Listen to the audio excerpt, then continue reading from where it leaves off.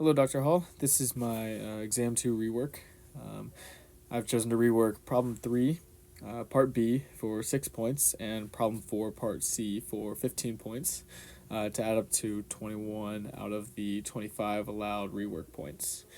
Um, Starting off with problem 3, this is an applied torque problem where initially we were asked to solve for the maximum torque that could be applied, that value T bar given by the problem statement. And then part B asks for two ways that this design could be updated to increase the max torque. And our restrictions here are that we are not allowed to change the material strength or the nominal stress relationships. My original answer to this problem was I was only able to list one way, and this was to increase the thickness of the shaft on the gears. That messes with the nominal stress relationships, so not valid by this problem statement. Instead, my two ways that I've now found to update this design are that instead of alternating the applied torque between values of 0 and the max T-bar value, you can actually achieve the same range of applied torque by using the applied torques of negative T-bar over 2 and T-bar divided by 2. So this gets you the same range while having lower magnitudes, allowing for a higher maximum value of T-bar. The second parameter that can be changed to this design are that you can just increase the gear diameters. By increasing the size of these gears, they're actually able to hold a larger amount of torque through the system. And yeah, for moving on to problem 4, this was a force analysis through a gear train. The graph I've drawn out here is derived from the graph that was given on the exam. The only piece of information that is not included here is that there was a fifth idler gear attached to gear 4. That is not necessary for this part of the solution, which just asks for the reaction force on the shaft for gears 2 and 3. So that is the shaft that has been denoted by the blue markings for F sub y and F sub x on this problem. Initially, this was the problem that I felt least confident about, and so I decided to skip it and come back to it later on the exam. And when I came back to this, I ultimately just ran out of time to be able to complete this problem. Following, I also was on the wrong path of solution, and so having completed the design project, now I have a better understanding of how to apply gear force analysis and have been able to go back and rework this. So the first step of this solution, as I've shown already, is kind of drawing out my forces to be able to visualize what's going to impact my result answer. The forces that I need to look at and consider and solve for are the forces from gear 1 onto gear 2, radial and tangential, and then the forces from gear 4 onto gear 3, radial and tangential as well. To start solving for this, the first step was to identify the torques that are applied to each of these shafts.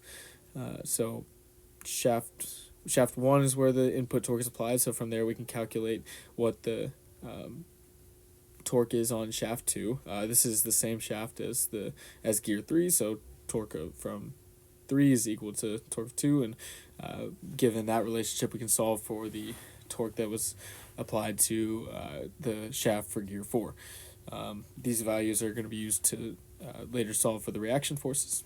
So the next step in the solution process was to find those reaction forces, and one other quantity or quality that we needed for this process was the diameter of the gears. So given the module and the number of teeth, we can solve for that diameter, and for this first part we've solved for that diameter of gear 1. We found that to be 8 millimeters. Then solving for the tangential force, just given the relationship of the torque on gear 1 is equal to the tangential force from gear 1 applied to gear 2. That is multiplied by the radius of gear 1, or the lever arm that force is applied for, and this can also be expressed as the diameter divided by 2. So this can be rearranged to give the expression of force 1 to 2 tangential is equal to 2 times the torque on shaft 1 divided by the diameter.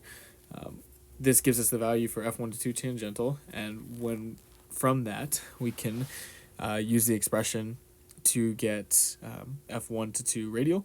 This expression is F1 to 2 radial is equal to F1 to 2 tangential times tangent of the pressure angle.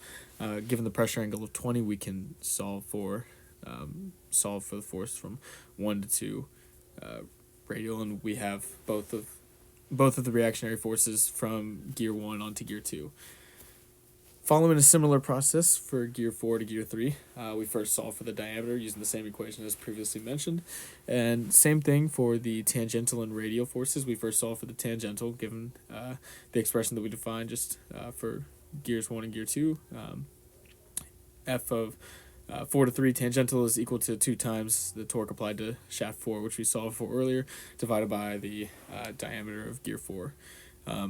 This gives us that value that we can use and plug into our equation for F4 to 3 radial.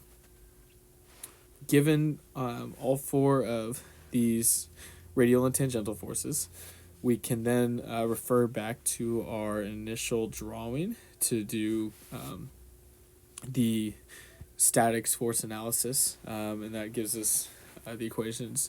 Doing the sum of forces in the x direction, we get f of x is equal to F1 to 2 radial and added to F4 to 3 radial.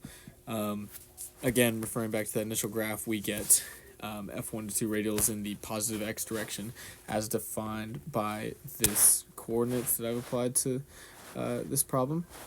And then F of 4 to 3 radial is in the negative direction. So the sum force of this is negative 3.412 kilonewtons. That negative sign comes from that this is in the opposite direction of the defined direction from that initial drawing. Similar process with forces in the y direction.